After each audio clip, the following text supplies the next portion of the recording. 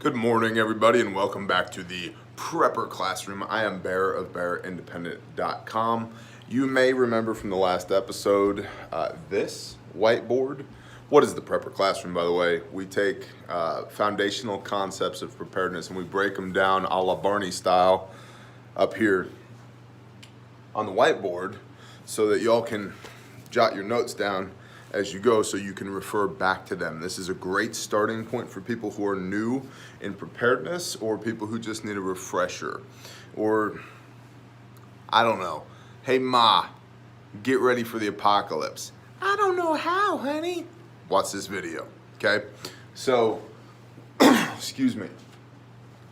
We went through prepping basics, what and how in the last video, and we're gonna go line by line. We're gonna start with food in this video. So we're gonna come over here to this whiteboard where we have a blank canvas to work with and get started.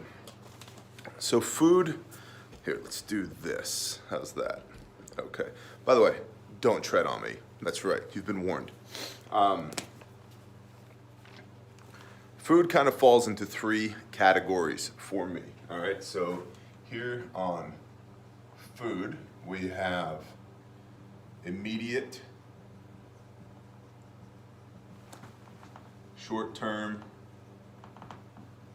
long-term. Okay, what's immediate?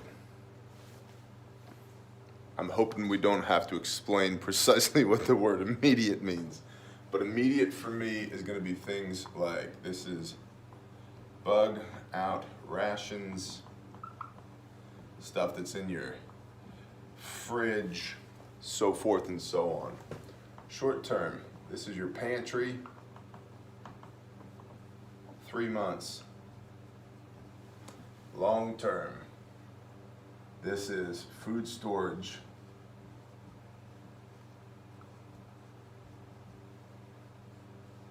and this is past 3 months. Okay. So, and I've actually done a lot of work on this. Not only do I have a book coming out that will in large part deal with this, not a sales pitch. It's not done yet. I got nothing to sell you. But I've done a lot of work for this, on this. I actually have this Excel spreadsheet, which is available to our patrons as a download. But you see right here, 3,277.18 calories is what I shoot for. And I've come to this number explicitly and intentionally. That is the number of calories required for a military-aged male ages 16 to 35 years old when engaged in strenuous activity to maintain a healthy body weight. So you can go on starvation rations and you can have fewer calories, less caloric density. However, my assumption is and conviction is that most of us, the vast majority of us, are going to be more physically active during the apocalypse, bro, than we are right now. In addition, let's just say that you're a 55-year-old woman. You don't need 3,200 calories a day. My hips and my thighs, they go right to my thighs, girl. Yeah, but what happens when a military-aged male shows up? You need their help. Right? So I plan for everybody as if they're a military-aged male, and then if they end up being a toddler or an elderly woman, cool, we have a surplus. Does that make sense? So coming over here to long-term food storage, this is 3,200 calories a day. For one person equals 750 pounds of corn, rice, wheat, and beans. Divide this 750 pounds by quarters, and a quarter of it would be corn, rice, wheat, beans. What's that, 187.5?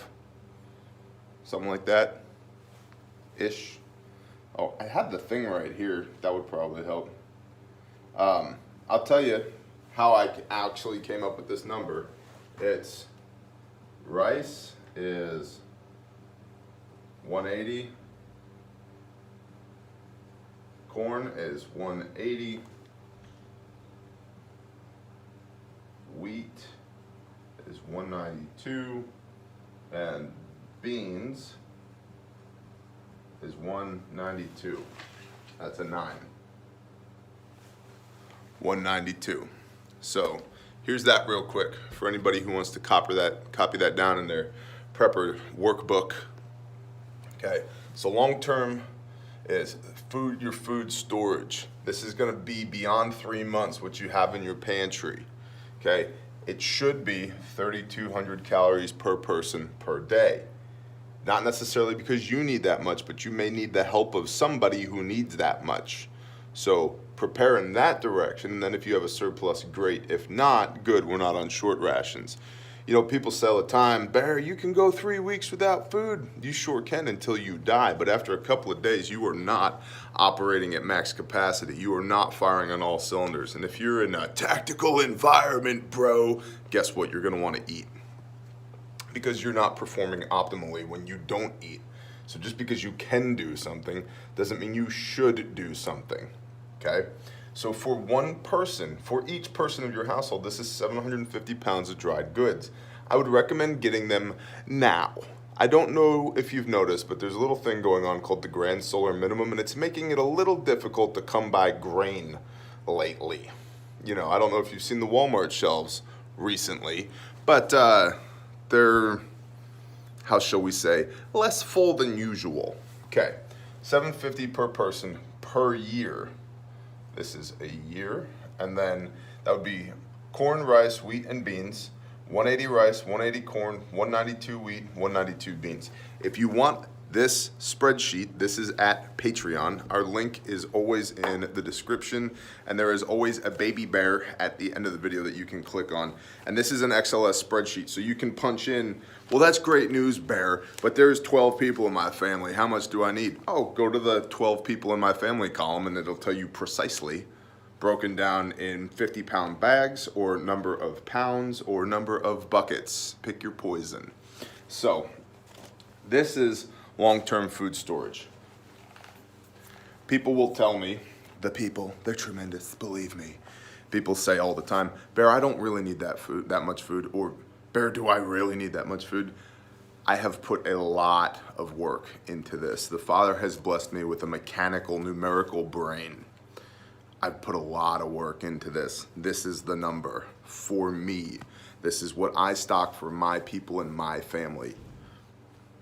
I would much rather have extra than not enough. I don't believe I have extra. I believe this is the number. This gives me 3,277.18 calories per person per day. I need that because I need military age males, as we've talked about in other videos. Security, anybody? Okay.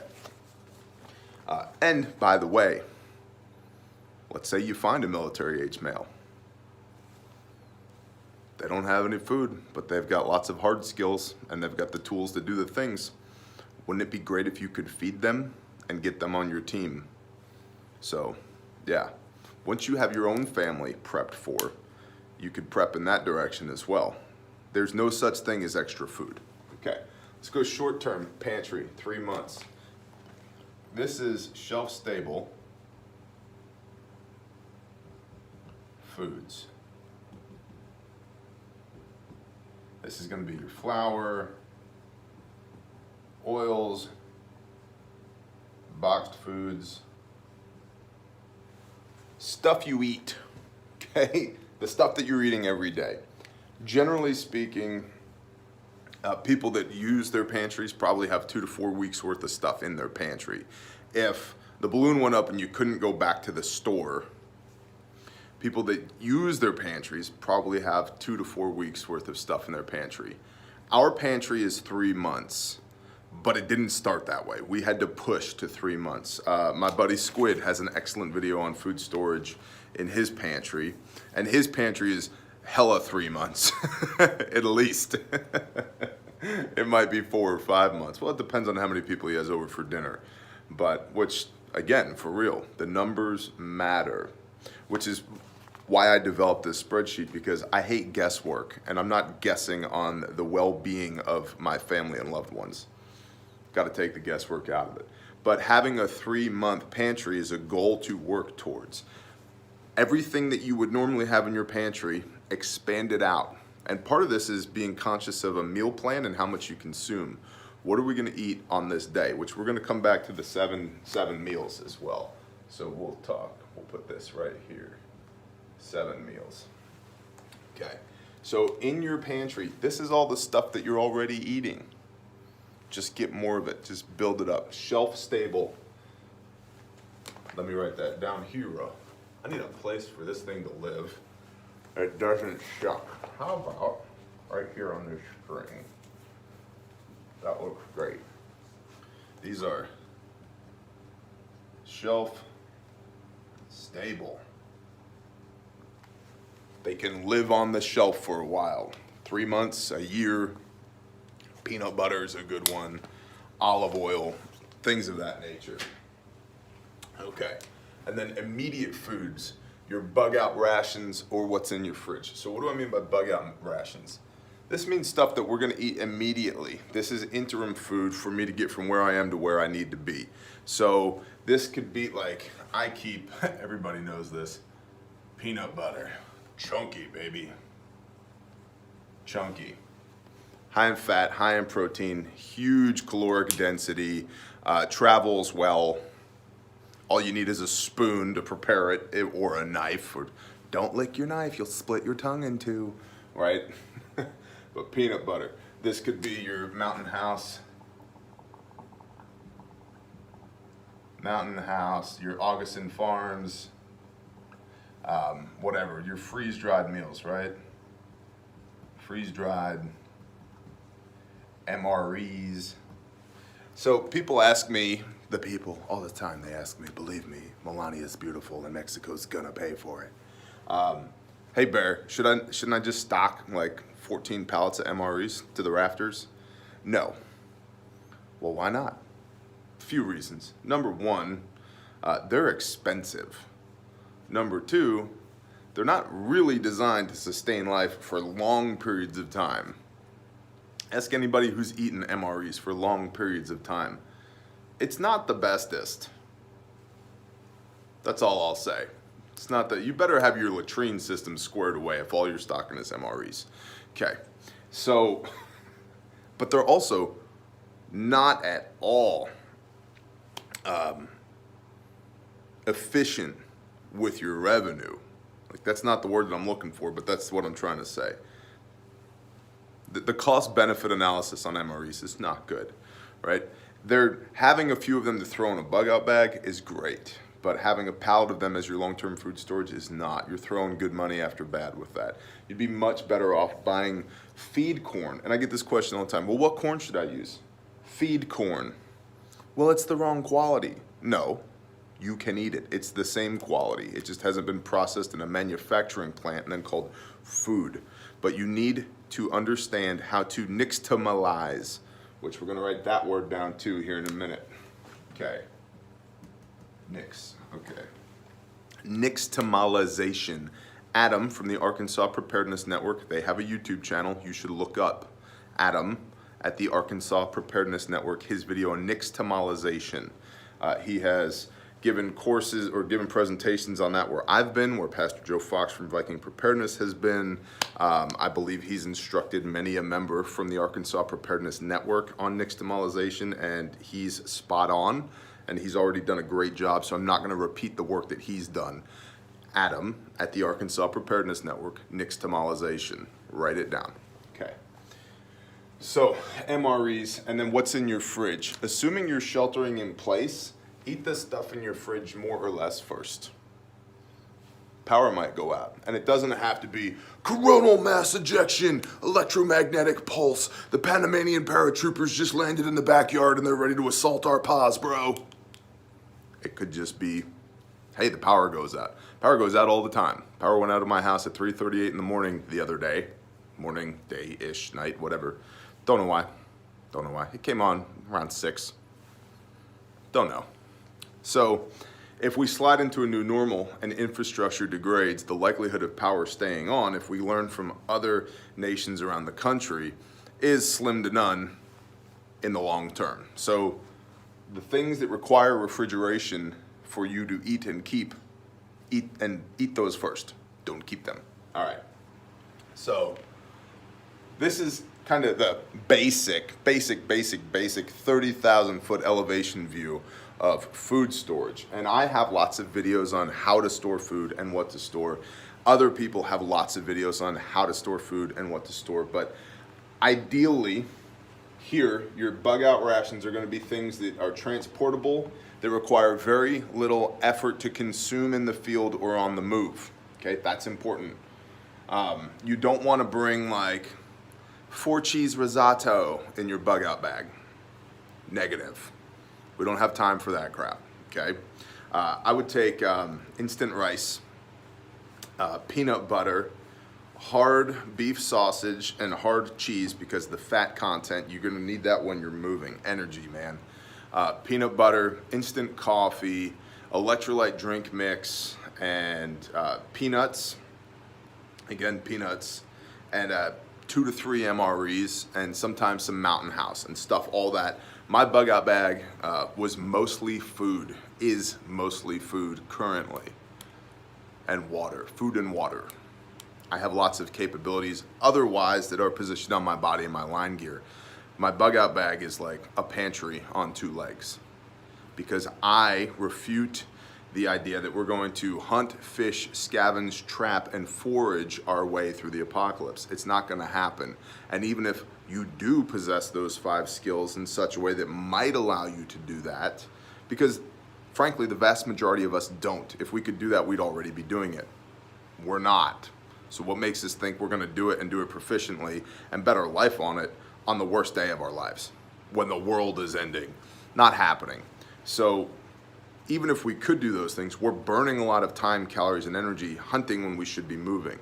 Bugging out, the entire concept of bugging out should be to get you from where you are to where you need to be as quickly and efficiently as possible. So for me, I take calories with me so that I'm not subjecting myself to have to try and acquire them on the way. Makes sense? Okay. So all of these things are field expedient. Your bug out rations are field expedient. If you're bugging in, which should be your first line of defense, eat the stuff that's in your fridge first. Then you go to your pantry, which is your short-term storage, which should be about 3 months of shelf-stable foods. So you've got, this is probably right here, if you do just these 2 things, you've got 13 weeks of food, 14 weeks of food right here. Okay, just between your pantry and your immediate foods that you need to eat.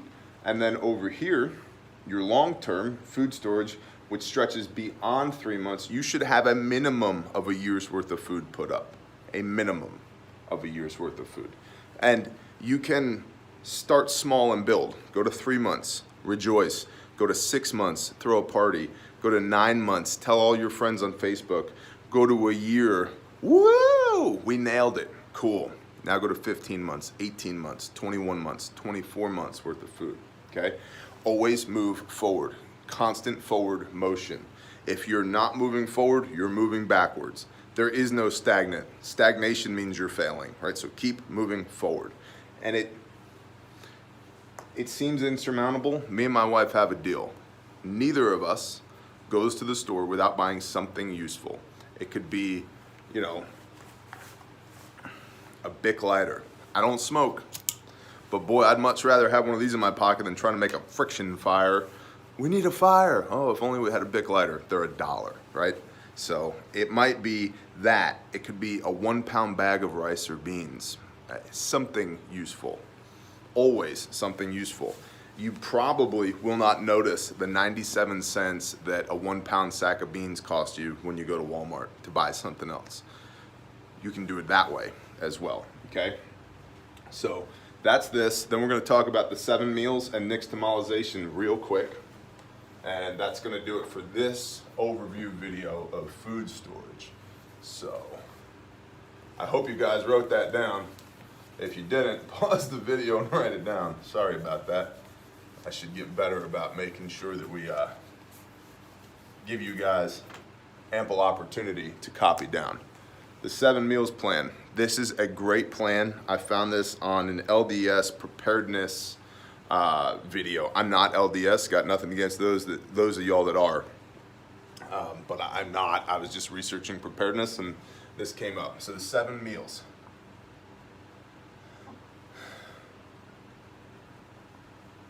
Seven meals. All right, so these are dinner meals.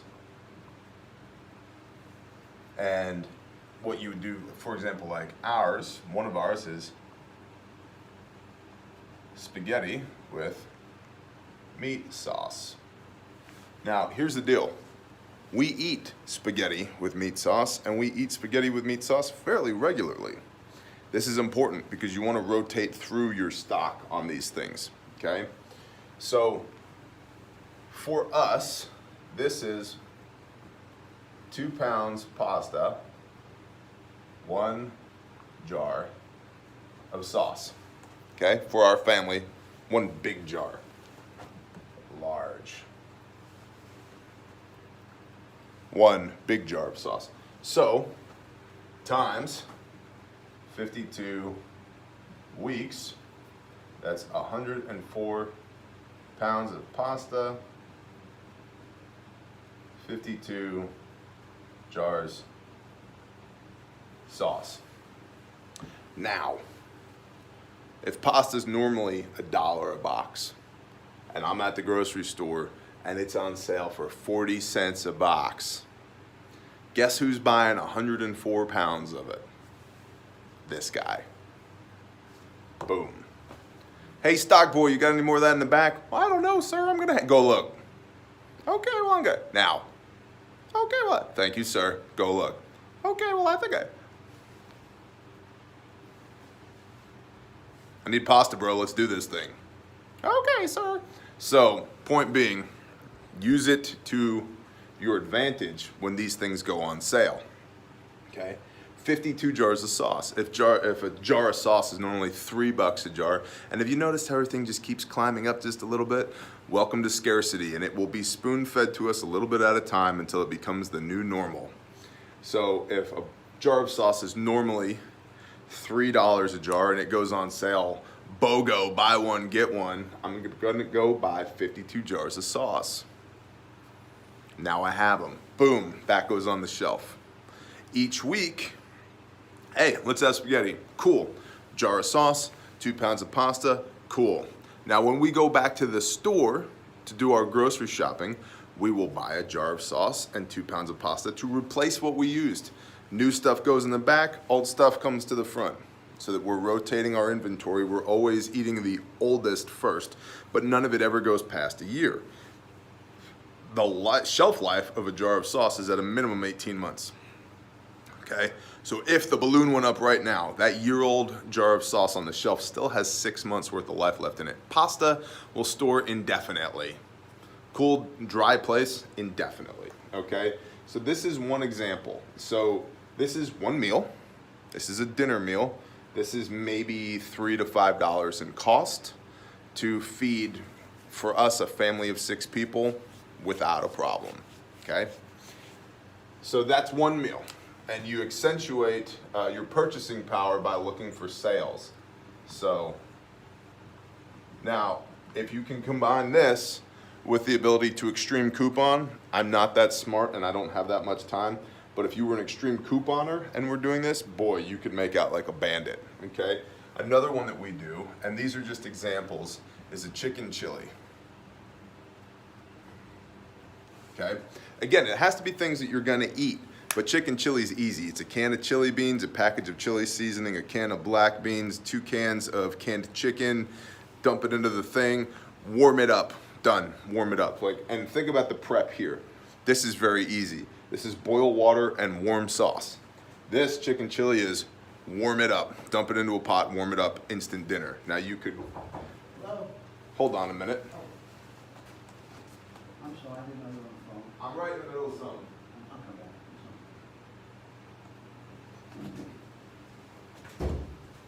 So,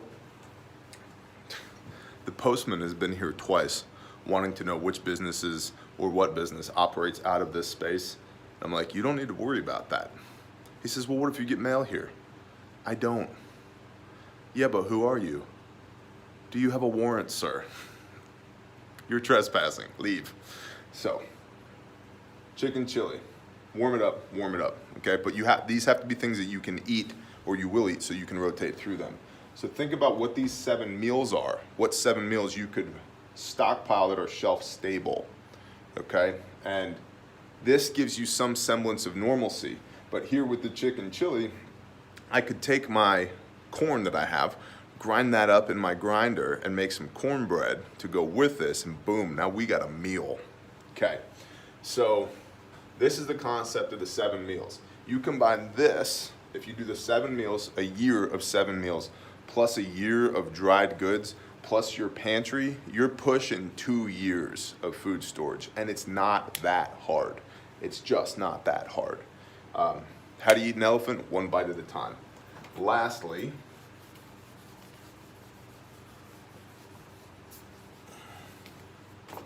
this is the word that you need to know.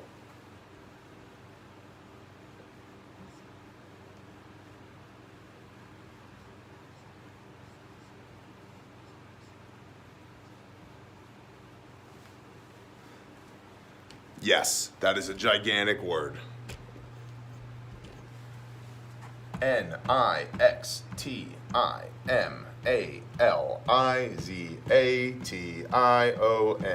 Nixtamalization.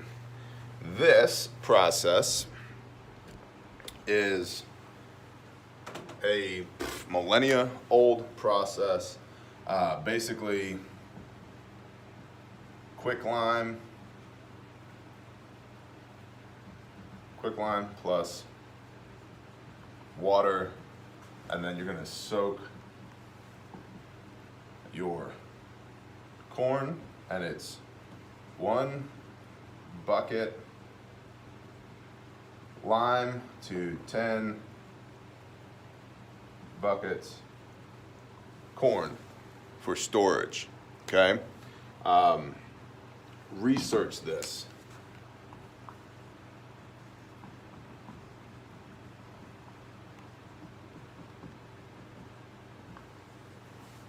Okay, pellagra, depends on who you ask and where they're from. The 3 Ds, diarrhea, disorientation, and death, plus skin lesions and nastiness.